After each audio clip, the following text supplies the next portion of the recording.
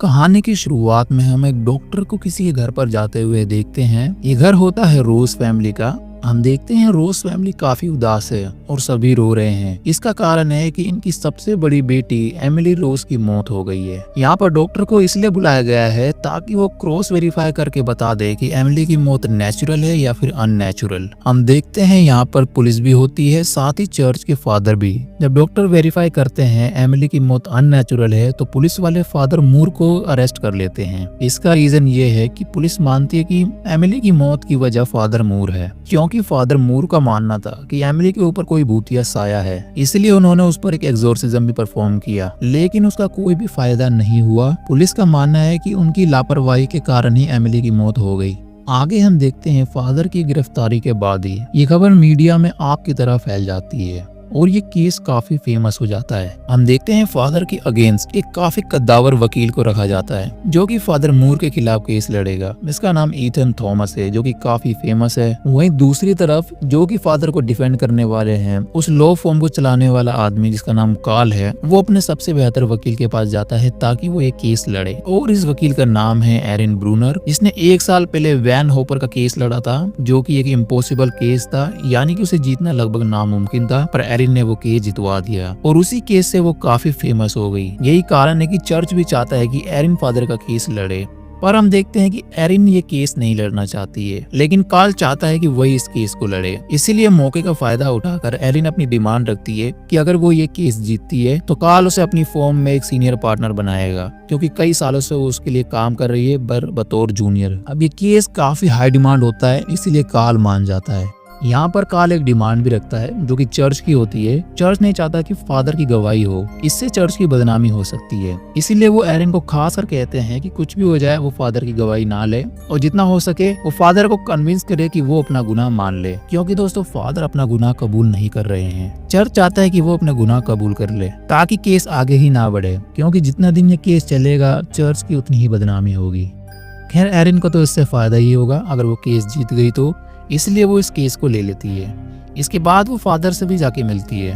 Father की बातों से हम समझ पाते हैं कि फादर एमिली की काफी केयर करते थे और उन्हें भी उसकी मौत का काफी दुख है। फादर उसे यही कहते हैं कि उन्हें बस एमिली की स्टोरी सबको सुनानी है इस केस के जरिए, इसलिए वो नहीं चाहते कि ये केस ऐसे ही खत्म हो जाए। उन्हें इससे फर्क नहीं पड़ता है कि उन्हें सजा मिलेगी या फिर नहीं, उन्हें तो बस पूरी दुनिया को एमिली की कहानी सुनानी है। और इतना ही वो एरिन से भी चाहते हैं, यानी कि ट्रायल के दौरान अगर वो उनकी गवाही लेगी जिसमें फादर एमिली की कहानी पूरी दुनिया को सुनाएंगे तो वो एरिन को अपना वकील रखने के लिए तैयार है। एरिन फादर की बात मान जाती है, पर उसकी भी एक शर्त है कि एरिन इस केस को जीतना चाहती है किसी भी कीमत पर, इसीलिए फादर को एरिन का साथ देना होगा। फादर भी मान जाते हैं। एरिन इसके बाद जाकर एमिली रोज की मदर से भी मिलती है, जहाँ हमें पता चलता है कि इसकी शुरुआत तब हुई थी जब एमिली कॉलेज गई थी, यानी कि उसके साथ अजीब सी चीजें कॉलेज से ही स्टार्ट हो गई थी। खैर आगे हम देखते हैं कि ईथन थॉमस एरिन से आकर मिलता है। दरअसल वो उसे कन्विंस करने की कोशिश करता है कि एरिन जाकर फादर को कन्विंस करे कि वो अपना गुनाह कबूल कर ले ताकि ये केस आगे ही ना बढ़े, पर दोस्तों एमिली मना कर देती है। वो कहती है कि वो इस केस को लड़ेगी क्योंकि फादर बेकसूर है। आगे हम देखते हैं ट्रायल से 1 रात पहले एमिली केस के सिलसिले में देर रात तक जगी होती है। दरअसल वो रिसर्च कर रही होती है, पर उसे कुछ भी समझ नहीं आ रहा होता है क्योंकि ये केस पूरी तरह से फादर के खिलाफ है, यानी कि इसे जितना भी लगभग नामुमकिन है। खैर थक हार कर वो सो जाती है, पर आगे हम देखते हैं कि जैसे ही उसकी घड़ी में रात के 3 बजते हैं उसकी घड़ी अपने आप ही रुक जाती है। खैर अगले दिन ट्रायल शुरू होता है। यहाँ ईथन बताता है कि कैसे फादर की लापरवाही के कारण एमिली रोज आज हमारे बीच नहीं है। उनका मानना था कि एमिली पर कोई भूत है, जबकि ऐसा नहीं है। उसे मिर्गी की बीमारी थी जिसकी दवा चल भी रही थी, पर फादर के कहने पर एमिली ने वो दवा खाना बंद कर दिया। यहाँ ईथन जूरिस को 2 फोटो भी दिखाता है, एक जब एमिली बिल्कुल ठीक थी और एक तब की फोटो जब वो मर गई। अपनी बात साबित करने के लिए ईथन 2 डॉक्टर्स को भी बुलाता है गवाही के लिए। पहले डॉक्टर का नाम है एडिथ, जो कि रोज फैमिली की फैमिली डॉक्टर हैं। एडिथ बताती है कि एमिली जब कॉलेज गई थी तब वो काफी खुश थी। वहाँ पर उसका एक दोस्त भी बना जिसका नाम जेसन था, पर एक दिन देर रात एमिली का कॉल आता है। वो काफी डरी होती है। एमिली का कहना था कि जब वो सो रही थी उस दौरान उसे किसी चीज के जलने की महक आई, इसीलिए एमिली चेक करने के लिए बाहर गई, लेकिन बाहर उसे कुछ भी जलता हुआ नहीं दिखता, इसलिए वो वापस लौटकर सो जाती है। पर उसी दौरान वो देखती है कि टेबल पर रखा सामान अपने आप ही हिल रहा है और हिलते हिलते वो सीधा टेबल से नीचे गिर जाता है। तभी कोई शक्ति एमिली को मारने की कोशिश करती है। इस सीन को देख पता चलता है कि फादर सही थे, कोई अनजान शक्ति है जो एमिली के पीछे पड़ गई है। पर डॉक्टर का ऐसा नहीं मानना। डॉक्टर एडिथ के बाद डॉक्टर म्यूलर को बुलाया जाता है, जो कि एक न्यूरोलॉजिस्ट है। वो बताते हैं कि एमिली को दरअसल मिर्गी की बीमारी थी, और जो एमिली बता रही थी दरअसल उसे उस समय मिर्गी का अटैक आया था, और जो उसने सामान हिलता हुआ देखा दरअसल वो सब उसका हेलुसिनेशन था। इस बीमारी को ठीक करने के लिए डॉक्टर ने एमिली को गैम्बिट्रोल दवा खाने के लिए कहा था, जिसे एमिली ने कुछ दिन खाया भी, लेकिन फिर उसने छोड़ दिया क्योंकि फादर मूर ने ऐसा कहा था। क्योंकि फादर मूर का मानना था कि ये शारीरिक समस्या नहीं है, बल्कि ये स्पिरिचुअल प्रॉब्लम है। अगर वो गैम्बिट्रोल खाती रहती तो आज एमिली हमारे बीच जिंदा होती। अब डिफेंड में एरिन डॉक्टर से पूछती है कि क्या कोई ऐसी रिपोर्ट है जो कि 100% ये बता दे कि एमिली को मिर्गी ही थी। डॉक्टर कहते हैं कि 100% नहीं, उनका मानना था कि उसे मिर्गी थी क्योंकि ये लक्षण मिर्गी के ही हैं। यही चीज एरिन पकड़ती है। वो कहती है कि दरअसल उसको मिर्गी थी ही नहीं, और अगर ये सच है कि उसे मिर्गी नहीं थी तो उसका गैम्बिट्रोल ना खाना सही साबित हुआ, क्योंकि बीमार ना होने पर उस दवा का सेवन करना जानलेवा भी हो सकता था। खैर आज का ट्रायल यहाँ पर खत्म होता है। इसके बाद एरिन फादर से मिलती है। फादर एरिन को सावधान करते हैं कि बुरी शक्तियां उसके पीछे आ सकती है, क्योंकि वो जानते हैं ये केस किस तरफ जा रहा है। खैर एरिन नास्तिक है, इसलिए उसे इन सब चीजों पर विश्वास नहीं है। यह एरिन फादर से एमिली के बारे में पूछती है, उस घटना के बाद क्या हुआ था। फादर बताते हैं उस घटना के बाद एमिली को कॉलेज के ही अस्पताल में एडमिट कर दिया गया, जहाँ पर उस शक्ति या फिर कई शैतान ने उस पर फिर अटैक किया। उससे डर कर एमिली अस्पताल से ही भाग जाती है, जहाँ रास्ते में उसे हर इंसान के अंदर वो शैतान दिख रहा होता है। इसलिए वो डर के मारे चर्च चली जाती है, पर चर्च में भी वो शैतान उसका पीछा नहीं छोड़ता। एमिली को डर कर भागते हुए जेसन देख लेता है, इसलिए वो उसके पीछे चर्च में चला आता है। चर्च के अंदर आकर वो देखता है कि एमिली की हालत कितनी खराब है। वो देखता है शैतान ने उसे पजेस कर लिया है, जो देख जेसन भी काफी डर जाता है। लेकिन कुछ ही देर में एमिली ठीक भी हो जाती है और वो जेसन से मदद मांग रही होती है। वो कहती है कि वो उसे अकेला छोड़कर ना जाए। फादर की बात कंफर्म करने के लिए वो जेसन से भी मिलती है, और जेसन भी उसे यही बताता है। जेसन को भी इन सब चीजों पर यकीन नहीं था, पर वो बताता है कि एमिली से मिलने के बाद उसे शैतान और इन सब चीजों में विश्वास होने लगा, क्योंकि उसने अपनी आंखों से ये सब देखा। खैर आगे हम देखते हैं न्यूज के जरिए एरिन को पता चलता है जेम्स वैम होपर ने एक कपल का मर्डर कर दिया है। और दोस्तों ये वही है जिसका 1 साल पहले उसने केस लड़ा था। वो जानती थी कि वो एक क्रिमिनल है, लेकिन ये जानते हुए भी उसने उसका केस लड़ा और जीता भी। खैर रात के 3 बजते ही हम देखते हैं एरिन के घर में उसे किसी के होने का एहसास होता है, जिसके कारण वो डर जाती है। साइमल्टेनियसली फादर के साथ भी यही हो रहा होता है। अब नेक्स्ट डे ट्रायल में ईथन डॉक्टर ब्रिक्स को बुलाता है। उन्होंने एमिली की मेडिकल फाइल पढ़ी है और उनका मानना है कि एमिली को बचाया जा सकता था अगर वो टाइम टू टाइम गैम्बिट्रोल खाती रहती। और बात रही कि उसे डीमन दिखते थे तो वो सब एक हेलुसिनेशन था। उनके अनुसार मिर्गी के साथ उसे एक मानसिक बीमारी भी थी, पर यह जानलेवा नहीं है, इसे ठीक किया जा सकता है। एरिन इसे डिफेंड करने की कोशिश करती है, पर कोई फायदा नहीं। इसलिए अब एरिन को इस केस को जीतने के लिए साबित करना ही होगा कि उसे मिर्गी की बीमारी नहीं थी। अब गवाह पेश करने की बारी एरिन की होती है, इसलिए जज उसे नेक्स्ट ट्रायल में अपना गवाह लाने का आदेश देती हैं। एरिन की मुश्किलें बढ़ जाती है क्योंकि उसके पास कोई ऐसा इंसान नहीं है जो कि डॉक्टर भी हो और ये गवाही भी दे सके कि एमिली पजेस थी। इसी रिगार्डिंग उसने कई ऐसी सारी बुक्स पढ़ी हैं जिन्हें डॉक्टर्स ने लिखा है, जिनका मानना था कि एग्जॉर्सिज्म यानी कि भूत पिशाच ये सब असली होते हैं। इन्हीं में एक का नाम होता है डॉक्टर सदीरा अडानी, जिसे वो नेक्स्ट ट्रायल के लिए बुला लेती है। अगले दिन ट्रायल में डॉक्टर से पहले जेसन का बयान लिया जाता है। जेसन बताता है जब एमिली के साथ ये सब हो रहा था उस दौरान वो गैम्बिट्रोल भी खा रही थी, पर इसका कोई भी असर उस पर नहीं हो रहा था।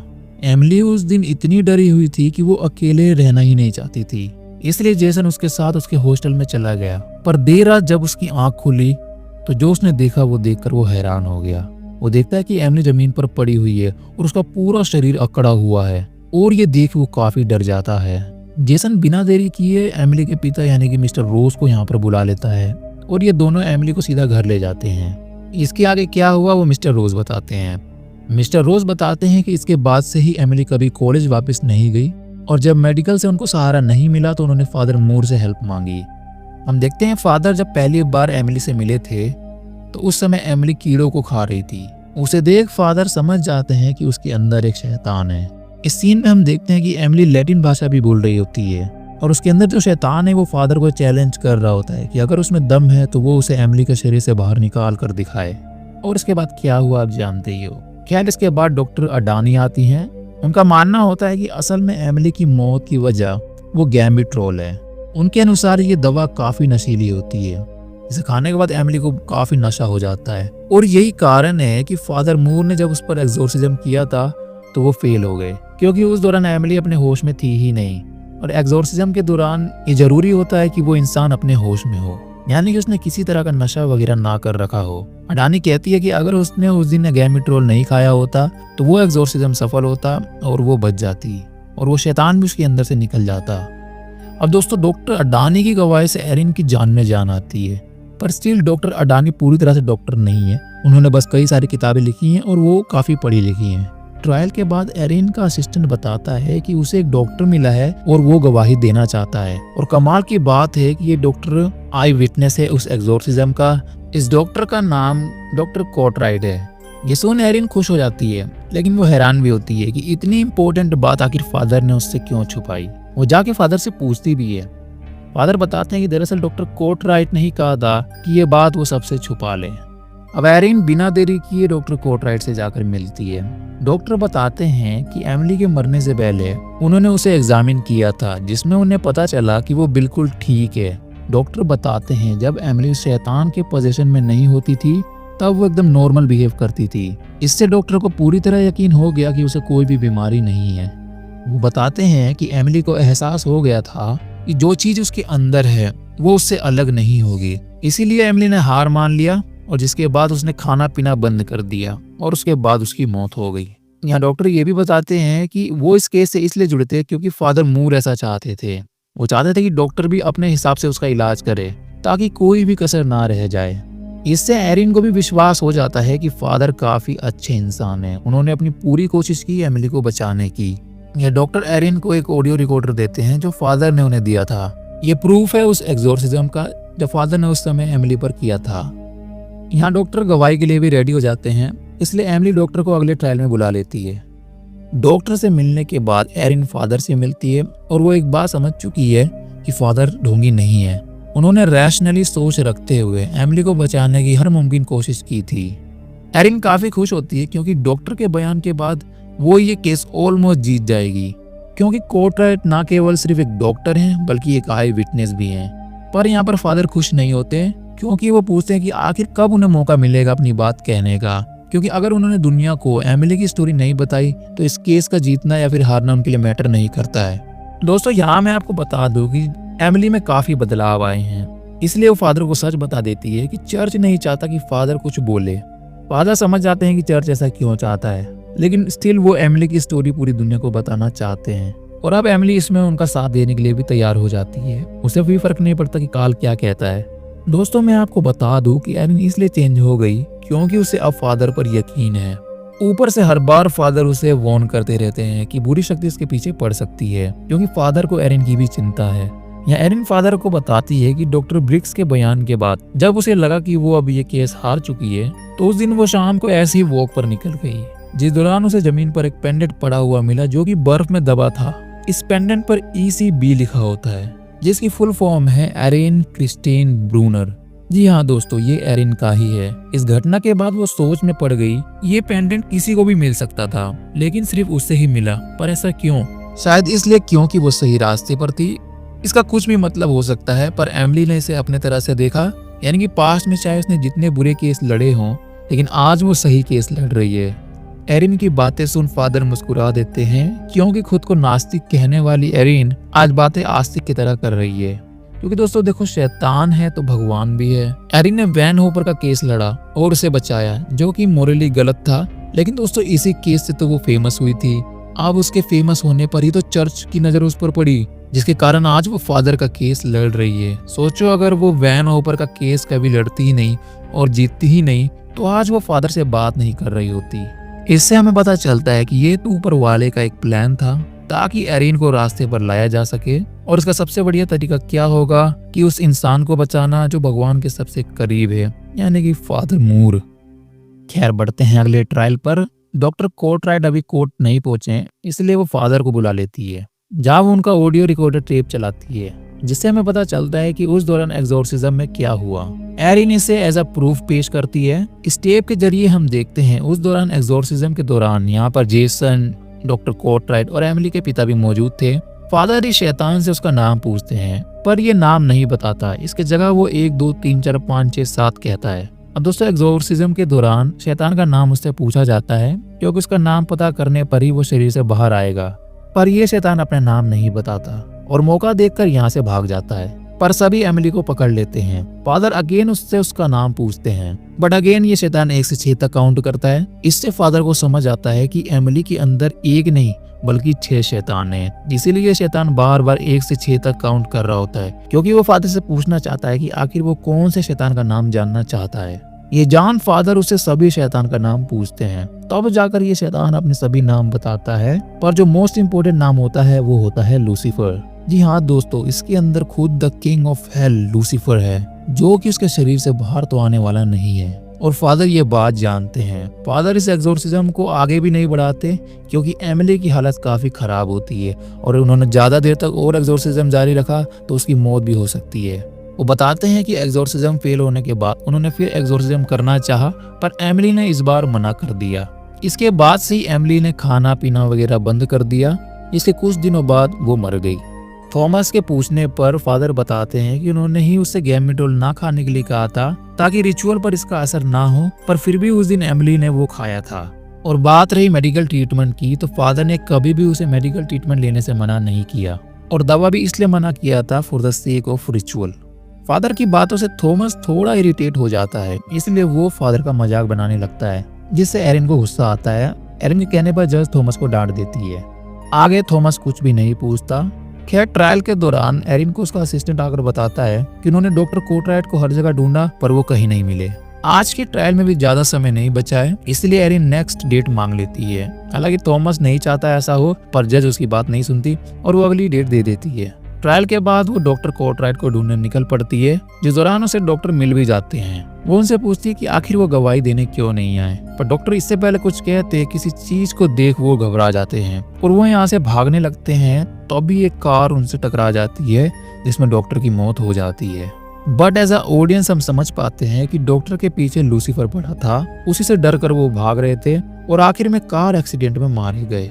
इस केस के लिए डॉक्टर का बयान काफी इम्पोर्टेंट था। इससे एरिन काफी दुखी होती है, क्योंकि ये केस वो लगभग हार गई है। इस दौरान कार्ल भी उसके पास आता है और वो उससे काफी नाराज होता है, क्योंकि उसने कहा था कि वो फादर का बयान ना ले, क्योंकि फादर का बयान न्यूज़पेपर में छप गया है और चर्च यही तो नहीं चाहता था। कार्ल के अनुसार अब तो केस को जीतना नामुमकिन है, इसलिए वो कहता है कि अब एक और बयान फादर ना दे और एरिन ये करने से रोके, और अगर उसने ऐसा नहीं किया तो कार्ल उसे अपनी फॉर्म से निकाल देगा। डॉक्टर कोर्टराइट की मौत से एरिन वैसे ही दुखी थी, ऊपर से कार्ल भी आके उसका दिमाग खराब कर देता है।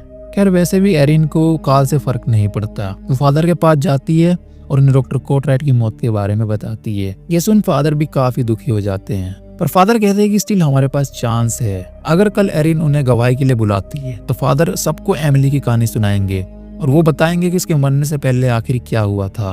पर एरिन को नहीं लगता कि अब इसका कोई फायदा होने वाला है। या फादर एरिन को एक लेटर देते हैं, जो कि एमिली ने तब लिखा था जब वो मरने वाली थी। इसमें एमिली ने उसके मरने से पहले क्या हुआ था उसका जिक्र किया है। फादर चाहते हैं कि ये एरिन पढ़े और फिर फैसला करे कि कल उसे क्या करना है। एरिन देर रात तक इस लेटर को पढ़ती है। अगले दिन ट्रायल में कार्ल भी यहाँ पर होता है, पर जब एरिन फादर को गवाही के लिए बुलाती है तो वो गुस्से में यहाँ से चला जाता है। एरिन सबके सामने उस लेटर का जिक्र करती है और पेश भी करती है। एरिन के पूछने पर फादर बताते हैं ये लेटर एमिली ने एग्जॉर्सिज्म के अगले दिन सुबह लिखा था।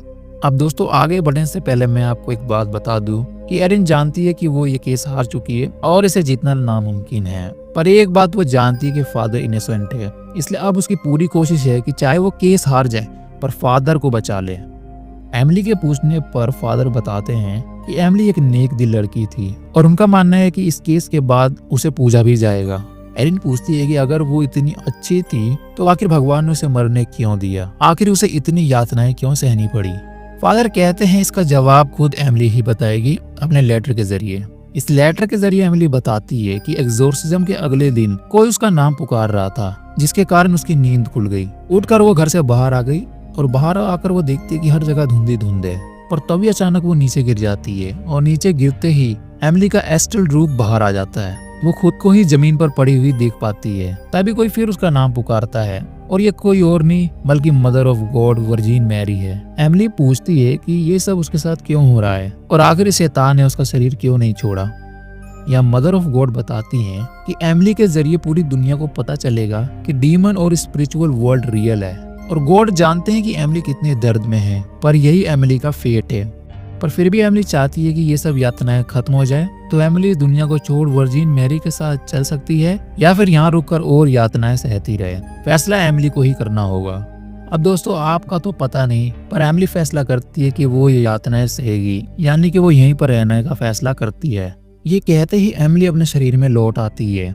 लौटने पर उसके दोनों हाथों पर जख्म होता है। फादर के अनुसार ये स्टिग्मेटा है, वो निशान जो क्रूसीफिक्शन के दौरान ईसा मसीह के हाथों पर बन गया था। फादर का मानना है कि किसी आम इंसान पर इस जख्म का होना ये दर्शाता है कि उसे भगवान ने खुद छुआ है। लेटर के आखिर में एमिली लिखती है, जो लोग डीमन पर विश्वास नहीं रखते, क्या हो अगर मैं उन्हें डीमन दिखा दूं। खैर इसी के साथ एरिन अपनी बात खत्म करती है। अब थॉमस काउंटर क्वेश्चन करता है फादर से और वो अपने तर्क रखता है, जैसे कि वो चोट गॉड के छूने से नहीं बल्कि उन कटीले तारों को छूने से हुआ था जो उस दौरान वहां पर मौजूद थे। हमेशा की तरह थॉमस जूरिस को एमिली की फोटो दिखाकर उन्हें अपनी तरफ होने के लिए कन्विंस करता है और वो इस पे जोर देता है कि एमिली बीमार थी और उसे मेडिकल ट्रीटमेंट की जरूरत थी, पर एक इंसान के अंधविश्वास के चलते उसे ट्रीटमेंट नहीं मिला, जिसके चलते उसकी मौत हो गई। ये कहकर थॉमस भी अपनी बात खत्म करता है, पर यहाँ पर एनी थॉमस की बातों का जवाब देती है। वो कहती है वो श्योर नहीं है कि डेविल होते हैं, पर ये संभव भी तो हो सकता है। आफ्टर ऑल ये केस भी तो संभावनाओं पर चल रहा है। या थॉमस इसे मेडिकल साइंस की तरफ ले जाने की कोशिश कर रहा है, वहीं दूसरी तरफ एरिन इसे गॉड और डेविल से जोड़ रही है, और ये दोनों बस संभावनाएं ही हैं। एरिन आगे कहती है कि वो श्योर नहीं थी कि गैम्बिट रोल के चलते एक्सोर्सिज्म कंप्लीट नहीं हुआ, जैसा कि डॉक्टर अडानी ने बताया, पर यह संभव भी तो हो सकता है। बस इसी संभावना पर एरिन जोर देती है। एरिन कहती है कि ये सब पॉसिबिलिटी थी, पर जो फैक्ट है वो ये है कि एमिली को मेरी नहीं थी, because fate leave no room for possibility. वो जूरिस को कहती है वो किसी की भी बात पर भरोसा कर सकते हैं, पर एक सच एरिन जानती है, वो है कि फादर एमिली से बहुत प्यार करते थे। उन्होंने पूरी कोशिश की उसे बचाने की। अपने करियर में एरिन ने कई बुरे लोगों के लिए केस लड़ा और उन्हें जितवाया भी, पर फादर उनमें से नहीं है। इसलिए वो सबसे रिक्वेस्ट करती है, फादर एक अच्छे इंसान है जो कि जेल में जाना डिजर्व नहीं करते हैं, इसीलिए वो सबसे रिक्वेस्ट करती है कि फादर को जेल ना भेजे। और इसी के साथ वो अपनी बात खत्म करती है। दोनों पक्षों को सुनने के बाद जूरी अपना फैसला सुनाती है और इस फैसले में वो फादर को गिल्टी पाती है। फादर को क्या सजा मिलेगी वो अगले डेट पर बताएंगी, पर फादर ने केस शुरू होने से पहले ही कहा था कि अगर वो कन्विक्ट होते हैं यानी गिल्टी पाते हैं तो उन्हें सजा तुरंत ही दी जाए। इसलिए जज अपना फैसला सुनाने जाती है। तभी जूरी जज को एक रिकमेंडेशन पेश करती है कि फादर ने जितने दिन जेल में बिताए हैं वही उनकी सजा मानी जाए। थॉमस इसके खिलाफ होता है, पर अब सारी बात जज पर आती है। अगर वो इसे एक्सेप्ट करती हैं तो फादर को आगे सजा नहीं होगी। एंड हम देखते हैं कि जज इस चीज को एक्सेप्ट कर लेती है। वो कहती है कि फादर को गिल्टी पाया जाता है, पर इसी के साथ वो आज से आजाद भी हैं। इसी के साथ दोस्तों ये केस खत्म होता है। एरिन केस तो जीत नहीं पाई, पर उसने लोगों का दिल जीत लिया। इस वर्डिक्ट से चर्च भी काफी खुश होता है और वो एरिन की काफी तारीफ करता है। काल के कान में भी ये खबर पहुंच जाती है और वो एरिन से काफी खुश होता है, इसलिए वो उसे अपनी फर्म में आने का मौका फिर से देता है। पर दोस्तों इस बार एरिन उसे ही मना कर देती है कि उसे ये जॉब नहीं चाहिए। कहानी के आखिर में बताया जाता है कि इस केस के बाद एमिली की कब्र श्राइन में बदल गई। ऑफिशियली नहीं, बट इस केस के बाद लोग उसी कब्र पर आके अपना मत्था टेकने लगे। और दोस्तों इसी के साथ ये कहानी एंड होती है। Thanks for watching.